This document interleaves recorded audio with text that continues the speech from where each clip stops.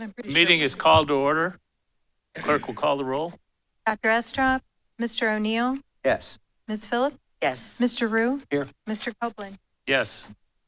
Mr. Manager. Yes, Commission. Thank you. We have 2 work session items tonight. The first item is to provide an update on the rental property registry. It'll be presented by Jason Irick and Steve Thompson, our Assistant Law Director and Deputy Community Development Director. They're going to give you an update. You'll recall we gave a presentation probably 3 months ago. November. And so they want to give you an update. From that meeting, we've had a lot of discussions, dialogue with community members and so forth. So they're going to talk through kind of those substantial changes that happened between what they talked about in November to today. All right. Thanks, City Manager Brian, and welcome, Commissioners. Jason and I are here to give you an update on the rental registry that we've been working on for the last couple months, including some of the major updates. So when we first brought this to Commission, we had the intent of starting a full registration and licensing program. That program would involve both exterior and interior inspections of every residential rental unit in the city. And so after talking with staff and other property owners, we've made some changes to that. Now, in order to obtain a rental license, a property owner will only need to provide a self-inspection checklist. City staff will not be performing interior inspections. Staff will only perform exterior inspections from the public right-of-way, as we do with all of our code enforcement cases.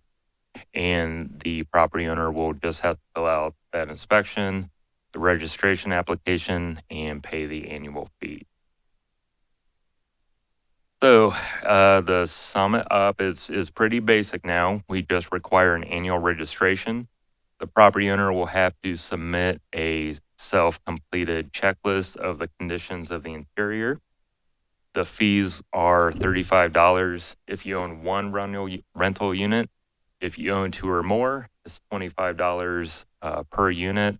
And each property owner is maxed at $750 that they will owe per year. And fines will be assessed if the owners do not complete either the registration or the checklist. So that's a pretty big change from when we started the program, but after getting feedback from owners as well as other staff members, in order to get this program started, this was a compromise we feel pretty good about. Other questions from commissioners? What happens if the tenant, after the self-inspection is completed, still has complaints? Where does that go? Sure, so they can still submit a tenant complaint form to code enforcement through our normal process of handling those. So basically, it's going to be on a complaint, not counting the registration fees and things like that. Complaint is going to be driven by a complainant. We're not going to run around Springfield looking around other than how we do it today. Correct.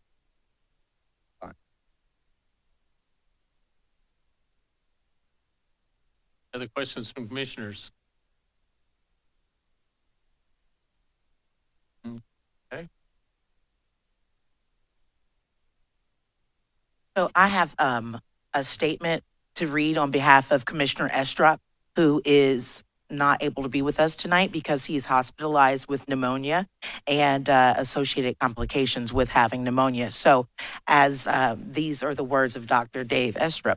As co-chair of the Housing Consortium, Dave commends the efforts taken by this community commission and to address our several housing issues that face Springfield, like the vacant property registry, the receivership program, and the rental property registry.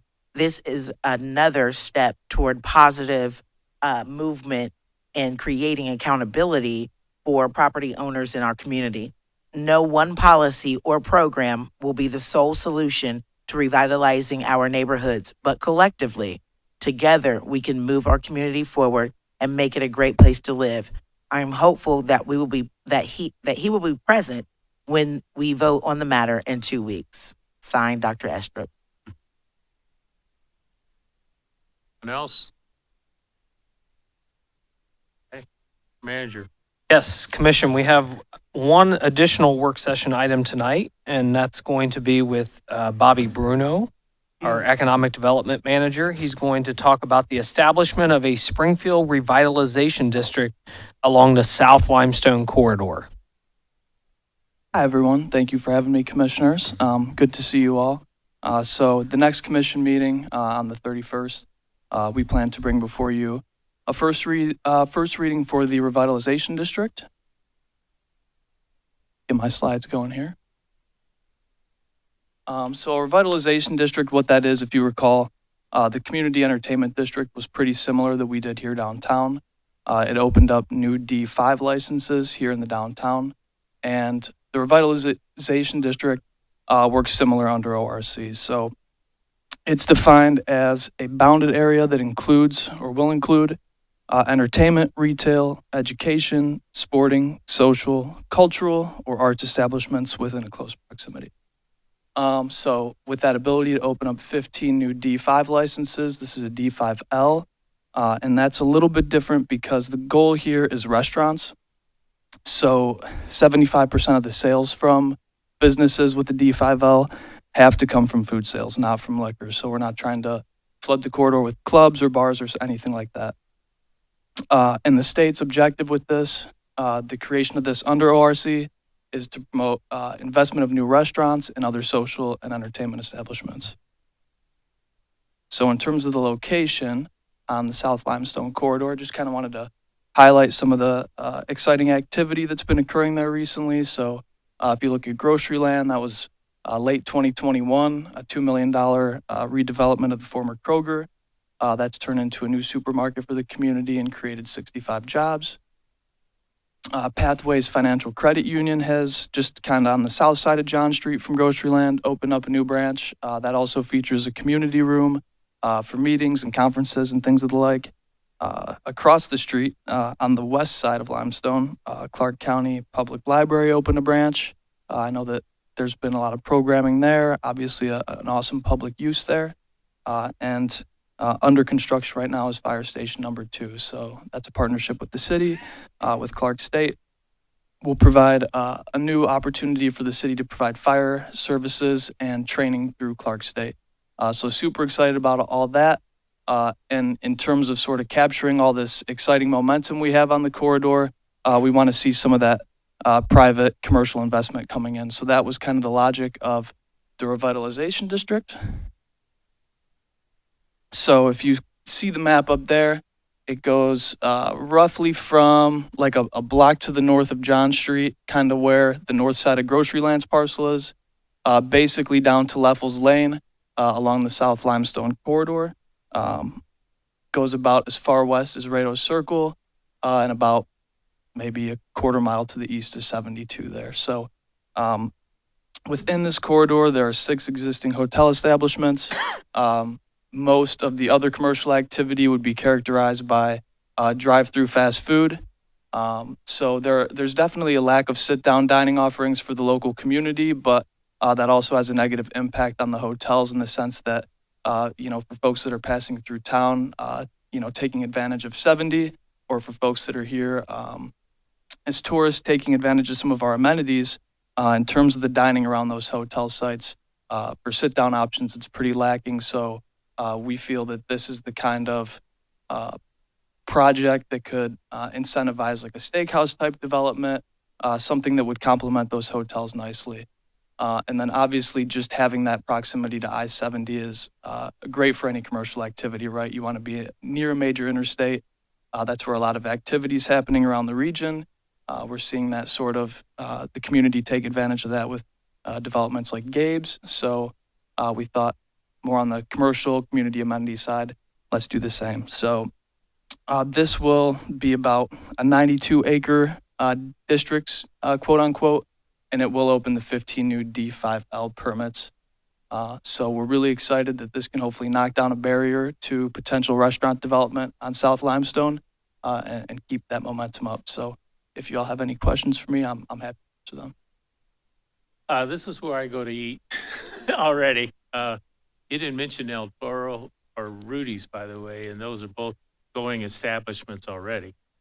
I think there's possibility for some significant development. I'm glad to see this happen. So, I am Other- also, the only concern I would have is the zoning issue, because that has residential involved in it. And there's gonna be some residential folks who don't want to have a restaurant next to them and a parking lot. How are we gonna rezone each one of these before they get approval to locate their restaurant there? So you would have to conform to the city zoning code to do the restaurant there. So I don't think the intent is for us to rezone existing residences. That was more just for contiguity, if I'm understanding your question correctly. And commissioners, you'll recall a while back as we continue to look at ways to reduce barriers to development opportunities in this corridor, we actually did a mass rezoning of this entire corridor. And right along South Limestone, even there's a pocket of about 6 homes there. Those were actually rezoned commercially so that those have a CC2 zoning classification. So those property owners at some point in time have the opportunity to transition those to commercial properties or to sell to a developer for commercial properties. And if you look at the 92 acres, it runs just the current commercial half block that faces out to Limestone and doesn't significantly go back towards like Erie and other side street. I just wanted to say thank you because I know Shannon Meadows over there had worked on this for many, many years because before I was thinking about being a city commissioner, that was one of my questions as a community member. Why can't we build additional restaurants on Limestone? And Shannon explained to me very thoroughly about the zoning. So I'm excited to hear this coming because that was about 10 years ago, maybe further back than that. So exciting. anything else from commissioners? Thank you. Thank you, BB. Is there a motion to adjourn the work session? So moved. Second. Been moved and seconded. Clerk will call the roll. Mr. O'Neill, Yes. Mr. Rue, Yes. Ms. Phillips, Yes. Mr. Copeland, Yes. We do have about 3 minutes. 3 minutes. We can't start till 7, so we got about 3 minutes to tread water.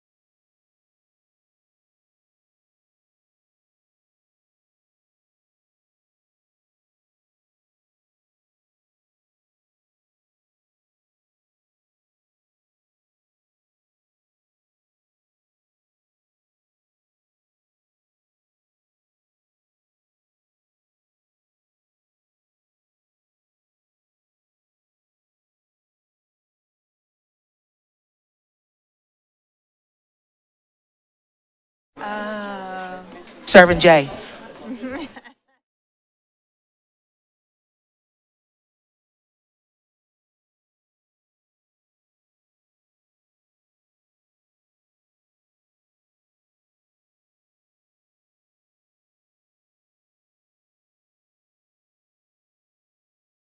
The meeting of City Commission is called to order. Clerk will call the roll. Dr. Estrop, Mr. O'Neill, Here. Ms. Phillips, Here. Mr. Rue, Here. Mr. Copeland. Here. Please rise for the invocation and pledge of allegiance. Our God, we're grateful for the opportunity to gather this evening and make decisions for the community. Help us to make decisions which improve the community and to encourage our citizens to work together for the betterment of the community. In your name we pray. Amen.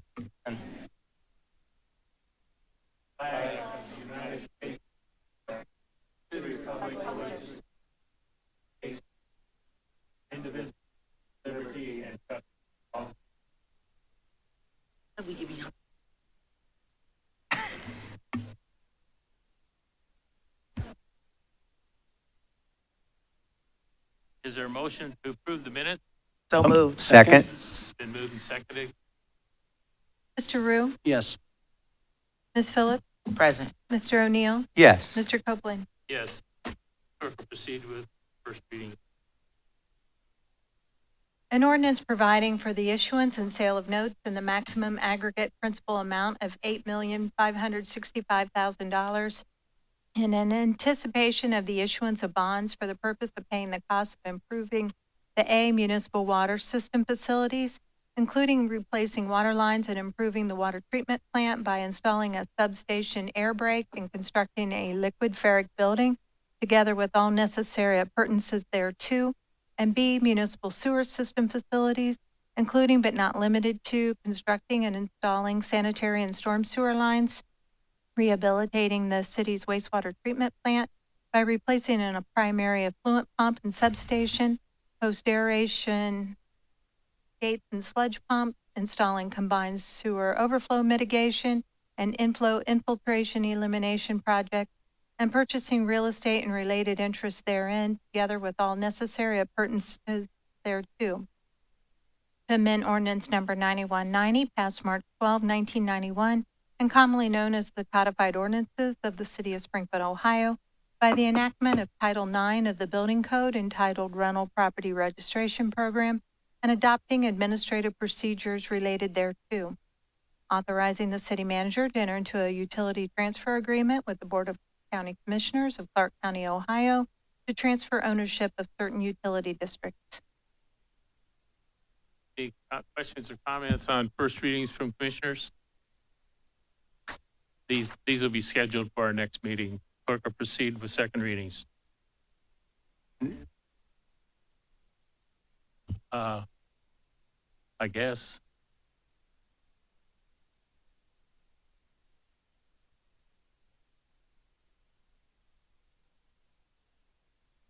My name is Mike Lowe. My address is on file.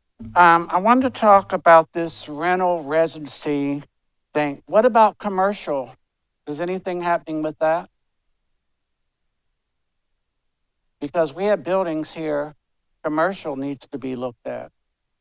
Yeah, the intention of this rental property registration program is specifically on residential properties. We do have enforcement actions that we've taken on commercial properties, and code enforcement continues to inspect and look into violations, as well as the fire rescue division that does annual inspections of those commercial properties.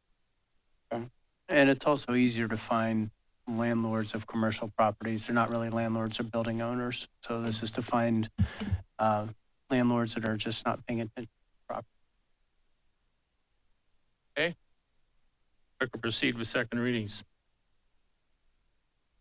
Authorizing the city manager to enter into a purchase agreement, real estate with Kunja Sahib Investment Company for the purchase of certain real property located at 325 West Columbia Street for an amount not to exceed $2 million, and authorizing the city manager, law director, and director of finance to perform all acts and execute all documents they consider necessary to fulfill the city's obligations under said purchase agreement to purchase and to comply with all relevant local, state, and federal legal requirements. Adopt. Second. Moved and seconded. Questions or comments from the commission? From the audience? Clerk will call the roll. Mr. O'Neill, Yes. Ms. Phillips, Yes. Mr. Rue, Yes. Mr. Copeland. Yes. Authorizing the city manager to enter into a purchase agreement with Singh Properties LLC for the purchase of certain real property for an amount not to exceed $250,000, and authorizing the city manager, law director, and the director of finance to perform all acts and execute all documents they consider necessary to fulfill the city's obligations under said agreement to purchase and to comply with all relevant local, state, and federal legal requirements. Move to adopt. Second. Been moved and seconded. Questions or comments from the commission? Ryan, is this an adjacent, refresh, the adjacent piece that's attached to the first reading of the second reading of the other one also? Yeah, there's actually three residential properties directly to the south of the executive end, and that would purchase But it's these. contiguous to the park. Yes, correct. Anything else from commission? Anyone in the audience want to speak to this matter? Clerk will call the roll. Ms. Phillips, Yes. Mr. O'Neill, Yes. Mr. Rue, Yes. Mr. Copeland, Yes. accepting the dedication of public utilities and roadway improvements for the Prime Ohio 2 replat subdivision. Move to adopt. Second? Been moved and seconded. Questions or comments from the commission? From the audience? Clerk will call the roll.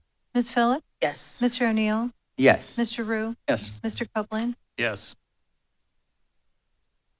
Clerk will proceed with emergency ordinance. confirming purchases and the obtaining of services for the city and providing for payments therefore and declaring it an emergency therein. Move to adopt. Second. It's been moved and seconded. Questions or comments from the commission? From the audience? Just so everyone is clear, we have a 3-minute limit on audience participation. Name and address for the record. Mike Lowe. What I want to know, what's the emergency purchase? How much money? What's it for? And the same thing for the next ordinance that's being submitted. Just like to know what's being purchased as emergency and how much money. There's a lengthy list of them. That's okay. I'd be happy to do it offline with you if you'd like. Sit down and discuss. Yeah, is there a particular one that you're interested?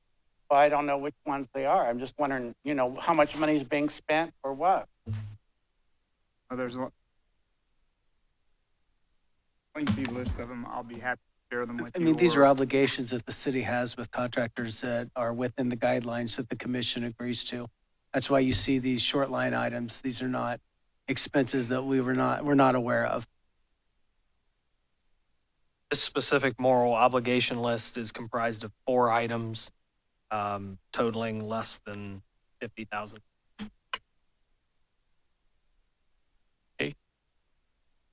Clerk will call the roll. Ms. Phillips, Yes. Mr. O'Neill, Yes. Mr. Rue, Yes. Mr. Copeland, Yes. providing for supplemental appropriations within various funds and declaring an emergency therein. Move to adopt. Second. Been moved and seconded. Questions or comments from the commission? From the audience? Clerk will call the roll. Mr. O'Neill, Yes. Ms. Phillips, Yes. Mr. Rue, Yes. Mr. Copeland, Yes.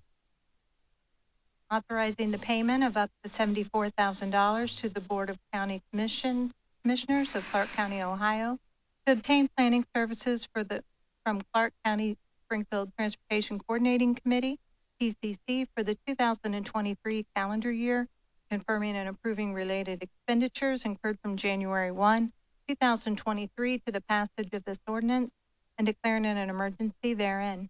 Move to adopt. Second. Been moved and seconded. Questions or comments from the commission? From the audience?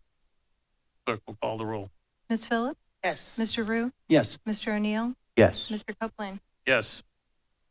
authorizing the city manager to enter into a subrecipient funding agreement, Shelter Plus Care One Tenant-Based Assistance, 2022 to 2023, between the city and Springfield Metropolitan Housing Authority to conduct a Shelter Plus Care One funded tenant-based rental assistance and Administration Program in an amount not to exceed $183,288, confirming and approving related expenditures from October 1, 2022, to the passage of this ordinance and declaring an emergency therein. So moved. Second. Been moved and seconded. Questions or comments from the commission? Brian, is there any way, since we have so many people here specifically concerned about housing, that we can speak to that a little bit? Yeah, I'll actually ask Shannon if you'd like to speak to this program, but it specifically relates to funding that comes at the federal level and is passed through to SMHA for a voucher program for their tenant-based assistance. Yes, sir. Thank you, Deputy Director, sir. So the city manages what's called the Shelter Plus Care Grant, which is a pass-through from the U.S. Department of Housing and Urban Development to the state of Ohio, ultimately to the city of Springfield. We contract then with the Public Housing Authority to provide housing vouchers to 25 units. Some of those units are single individuals, others are families that have disabilities that could lead to or have caused in the past homelessness. So these particular 25 units are funded through this very specialized grant. It's a formula base, so the feds decide how much each community gets, and we administer it every year. It is one that I'd say about 10 years ago, we got really nervous because the administration of the grant was in question. We've been able to, as staff, to work through that because without this grant, that puts 25 units in peril. And these are 25 units that people have really high barriers. Yes, ma'am. Anyone else? Anyone in the audience? Clerk, call the roll. Mr. O'Neill, Yes. Mr. Rue, Yes. Ms. Phillips, Yes. Mr. Copeland, Yes. authorizing the city manager to enter into a subrecipient funding agreement with Springfield City School District to provide CDBG CARES Act funding for the school-based health center in an amount not to exceed $250,000 and declaring an emergency therein. Move to adopt. Second. Been moved and seconded. Questions or comments from the commission? From the audience? Clerk will call the roll. Ms. Phillips, Yes. Mr. O'Neill, Yes. Mr. Rue, Yes. Mr. Copeland, Yes. authorizing the exercise of the city's option to renew the contract with Polydyne Incorporated for the purchase of liquid polymer for use by the city's wastewater treatment plant for an amount not to exceed $82,560 and declaring an emergency therein. Move to adopt. Second. Been moved and seconded. Questions or comments from the commission? From the audience? Clerk will call the roll. Ms. Phillips, Yes. Mr. Rue, Yes. Mr. O'Neill, Yes. Mr. Copeland, Yes. authorizing the city manager to submit the home ARP plan of the city of Springfield, Ohio to the United States Department of Housing and Urban Development, authorizing the city manager, law director, and finance director to do all things they deem necessary to implement, operate, and administer the city's home ARP program and declaring an emergency therein. Move to adopt. Second. Been moved and seconded. Questions or comments from the commission? Sure, I'm so glad that Shannon stood up. It's about housing. Thank you. Ma'am. Okay, so this program is not one that we normally do. This is a very special program that was created by Congress in response to the economic and particularly housing effects during and after COVID-19. Well, during and after the initial economic crunch of COVID-19. So the Home ARP plan is the city's plan on how to spend $1.8 million that has come to us through Formula Grant, specifically to address, respond to, and manage operations that provide service to those who are homeless or at risk of becoming homeless. We conducted about 9 months of public comment and public outreach. Some of you that are in this room participated in that. We also are in a public comment period right now. So anybody who, wants to provide any feedback, absolutely 100% welcome to do that through next week. And then we held a public meeting to receive any verbal comment last Thursday. So our plan specifically discusses the development of non-congregate permanent supportive housing. And one of the big things that we are currently working on at the staff level that will ultimately make it to the city commission as recommendation is the redevelopment of a housing solutions complex. What we know at this point in time is we have a spectrum of needs when it comes to at risk and being homeless. And in those needs are different housing options that our community does not have right now that we need so that we can respond to our neighbors who are struggling the most. This $1.8 million will help us facilitate that redevelopment of the housing solutions complex. The plan specifically talks about the Villager Inn as a part of that. So I know that the commission and the public, if you've had the opportunity to talk to staff individually, we have been able to share lots of ideas, but the commission has heard a lot of questions, and that's exactly what we're working on is the complete outline of the answers to those questions, right? Then a small part of the funding will be used to continue to support the operations of emergency non-congregate shelter, including the non-congregate shelter that will occur for the shorter amount of time at the Executive Inn. One thing I'll point out, because I'm proud of this, the feds always let you take 20% administration if you need it. We do not feel that that is the appropriate thing to do on this, and so all of the funds will go directly into service and project. I think that's important for commission and the community to know. It is. Thank you. Anything else from commissioners? Anyone in the audience want to speak to this matter? Clerk will call the roll. Mr. O'Neill, Yes. Ms. Phillips, Yes. Mr. Rue, Yes. Mr. Copeland. Yes. Authorizing the city manager to enter into amendment number 2 to the contract between the city and Moody's of Dayton Incorporated for the well pump cleaning and rehabilitation program project to extend the contract completion date to February 28, 2023, and declaring an emergency therein. Move to adopt. Second. Been moved and seconded. Questions or comments from the commission? From the audience? Clerk will call the roll. Ms. Phillips, Yes. Mr. Rue, Yes. Mr. O'Neill, Yes. Mr. Copeland, Yes. confirming and approving the change order number 16 to the contract between the city and Moody's of Dayton Incorporated for the well pump cleaning and rehabilitation project to increase the contract in an amount not to exceed $11,394 for a total amount not to exceed $1,569,029, authorizing the city manager to execute said change order number 16 and declaring an emergency therein. Move to adopt. Second. Been moved and seconded. Questions or comments from the commission? From the audience? Clerk will call the roll. Ms. Phillips, Yes. Mr. O'Neill, Yes. Mr. Rue, Yes. Mr. Copeland, Yes. authorizing the city manager to enter into a contract with Gardner Denver Nash LLC for the purchase of 3 multi-stage centrifugal blowers for an amount not to exceed $449,298.99 and declaring an emergency therein. Move to adopt. Second. Moved and seconded. Questions or comments from the commission? From the audience? Clerk will call the roll. Mr. O'Neill, Yes. Mr. Rue, Yes. Ms. Phillips, Yes. Mr. Copeland, Yes. authorizing the fiscal officer to create a super blanket purchase order as authorized in resolution number 6152 and declaring an emergency therein. Move to adopt. Been moved and seconded. Questions or comments from the commission? From the audience? Clerk will call the roll. Mr. O'Neill, Yes. Ms. Phillips, Yes. Mr. Rue, Yes. Mr. Copeland, Yes.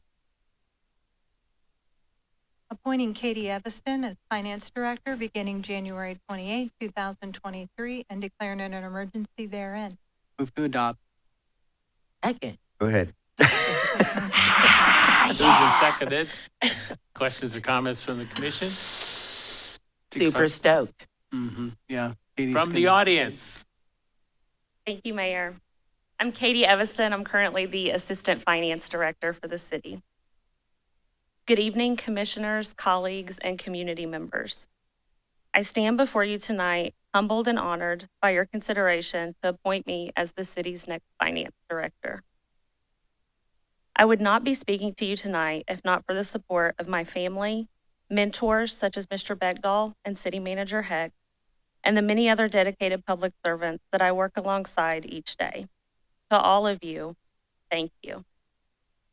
To Mark, you've had the foresight to know what's around each corner in each of the past 16 years and have ensured the city was in the best position to weather both the good times and bad. On a more personal note, your leadership and guidance over the past couple of years has been invaluable to me. It has been an honor to work alongside you. Mark is retiring at a time when several initiatives that he has been a part of are well underway. We're busier than we ever have been. Replacing our legacy financial software, the resurgence of our community, and the once-in-a-generation opportunity to utilize ARPA dollars to make long-term sustainable investments in our community, to name a few. I am excited about the opportunities that lie ahead. Opportunities to increase transparency, improve communications both internally and externally, to develop long-term financial forecasts, and to continue moving forward together. I came across this quote and reflecting on time spent with Mark and the opportunities that await that seemed fitting, and it is. If I have seen further, it is by standing on the shoulders of giants. Thank you again, Mark, and congratulations on a well-deserved retirement. As I've done in my current role as Assistant Finance Director, if appointed Finance Director this evening, I will continue to prove myself worthy of the special trust that is placed in me by this commission, my colleagues, and my community. I will continue to lead with integrity, which is a vital trait when entrusted with the millions of public dollars that are used to provide vital city services that make Springfield the best place to live, work, and play. Thank you for your time and for your consideration this evening. Katie, I have one question. Who runs the world? Girls. Thank you. A little. Anyone else? Clerk will call the roll. Mr. O'Neill? Yes. Ms. Phillips? Yes. Mr. Rue? Yes. Mr. Copeland? Yes. And let me intervene and say, in order to say how bad we are to have you, we also have to express our thanks to Mark for the work that he has done. So in his honor of his service, we are recognizing 16 plus years of commitment and dedication to the citizens of Springfield, Ohio. Thank you, Mark, for your work.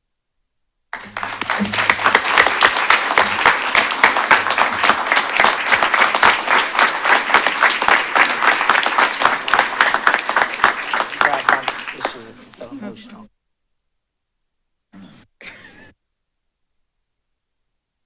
Mayor, I have one more quick thing to say here. I didn't realize we'd have a full house audience tonight. But Katie and I have a running joke about who drinks more Diet Coke. Apparently that must be a requirement of finance director, like Diet Coke. And Mayor, so- too. Okay. At any rate, she usually gets a small can, but it's time for that.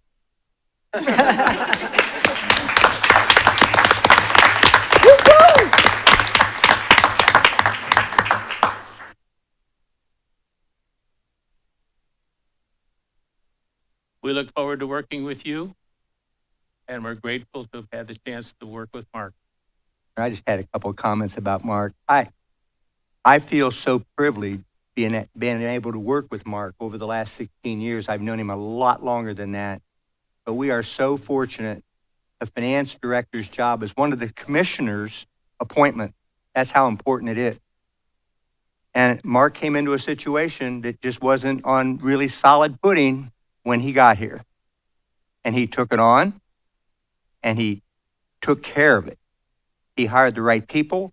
You know, we just hired, the city manager just hired a police chief from within. We're now hiring a director of finance from within. We hired the city manager from within. I just can't hesitate saying that just speaks volumes of the type of people that we bring to City Hall, that's brought to us to approve. And again, when you look out there, and they just don't walk into those jobs, you know, they're in steep competition for those jobs. So again, I want to thank Mark for all your help over the years, Mark. You've done a hell of a job, no question about that. You're leaving us in great condition, unlike when you got here. So again, thank you again. I just had to say that. He's just been a great finance director and a great friend. So thank you. Anything else from commissioners? Anyone in the audience want to speak to this matter? Clerk will call the roll. There's- You already did that? Mm-hmm. Let's do it again. Can I? Oh, wait a minute, we got to pass We the can do it resolution to again. Get rid of him? No. We do have one Clerk will additional proceed. item. We Yep. have one additional item that was added to the agenda. Appointing Michael F. Adamson to the Board of Health of Clark County Combined Health District and declaring an emergency therein. So moved. Second. Moved and seconded. Questions or comments from the commission? From the audience? Clerk will call the roll. Mr. O'Neill? Yes. Ms. Phillips? Yes. Mr. Rue? Yes. Mr. Copeland? Yes. Thank you for the willingness to serve. That concludes our agenda. Are there items that come before us from commission? I just wanted to make sure that if anybody else had anything to comment, that they took this opportunity. Brother Manning. Okay, that's the next thing on the Oh, agenda. my bad. Commence from the audience. Oh, Name and that- address. Thank you. We have a 3-minute limit on your comments. Sometimes we have trouble getting people to stick to that. Why did you wait to Name say and that before address for the why, record. why did you wait to say that before the pastor came up?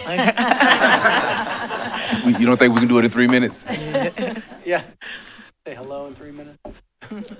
Hello, my name is Jermaine Maynard. We'll give you the address of the Church of Restored Life Ministries, 1117 Innisfallen. I just wanted to let you know that we came out as a faith family just to show you how serious we are about the rental registry. I think it's very important. You talked about hiring from within. You talked about all the things we're doing from within. And I just want to say, let's take care of our citizens from within. And let's make sure we get this moved. And we just want to let you know the support here, and we're strong about it. Amen. The other thing that I want to ask, can I speak on this Springfield revitalization? Can I just ask a question on that? Okay, at one time they brought us pastors in to talk, and they was talking about privatizing and bringing contractors from the outside. And bringing contractors in from the outside for the corridor.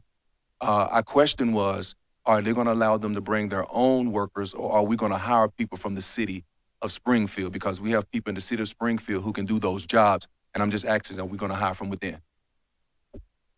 Yeah, obviously that's important to hire local, and we try to work with all the businesses as they come into the community to look at the workforce that exists within our community.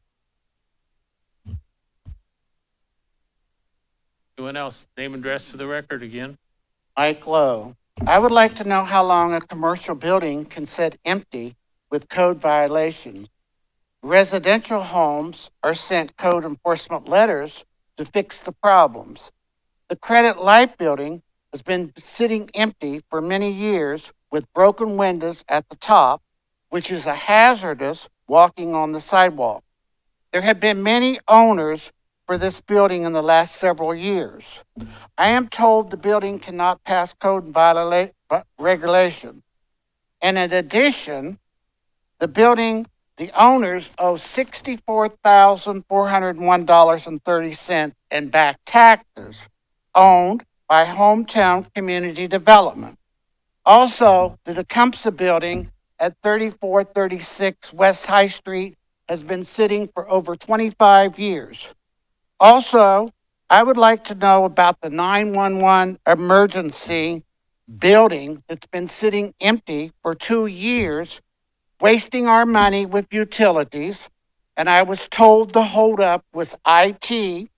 And now at the end of February, it's supposed to finally happen. I'm sure the federal government, with their excessive spending, will have money for something. As far as commercial buildings are concerned, again, we do inspections on those buildings. The Credit Life building is obviously owned by private individuals. We have worked through the last several years with the various property management group with issues of the windows falling and other code violations, as we do with other buildings. I can speak to the Tecumseh building from an exterior perspective. They just put a new roof on that. I believe it was last year, if not the year before. They continue to keep, the building tight from an exterior perspective. The interior, if they were going to redevelop the building, they would have to go through the normal channels of submitting building plans and working with our building department, fire department, plumbing, and so forth to make sure it's brought up to code for any reuse of the building. But again, from a commercial property perspective, we do inspect them, we do look at them, we do monitor them. If you have any code violations that you observe, please submit those to code enforcement.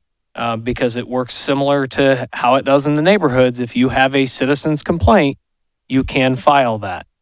The other question was related to, I'm 911. on what? 911. I don't think there's a commissioner that wants to see a commercial building empty. We'd rather them all be open, flourishing, and profiting, and hiring lots of citizens to work there. So I know that as far as the code department, we are on top of those issues, enforcement. Well, there's living proof all over downtown Springfield of how long things like that take. They do it. They're in the make. Yeah.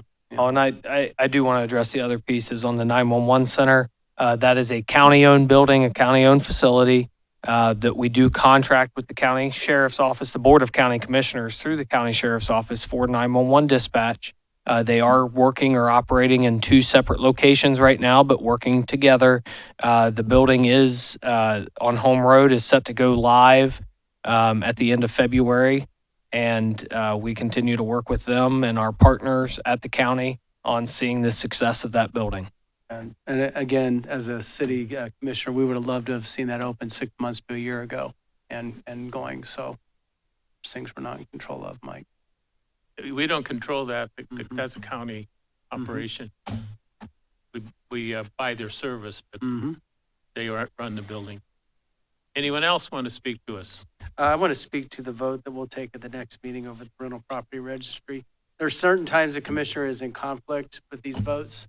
I will be abstaining on that vote because I own property and been advised by our law department that it's not something that I can vote for or against. So I'll be abstaining in the next meeting when this is brought up. Yep. Now, owning our own house doesn't count as a problem, so I'll be able to vote. Yeah. So will I. Doc- Anything else from the audience? Well, I want to thank all you folks who showed up this evening. And I understand that part of what you're concerned about is housing for people. And we are working hard to deal with that. If you want to speak, go to the microphone and speak.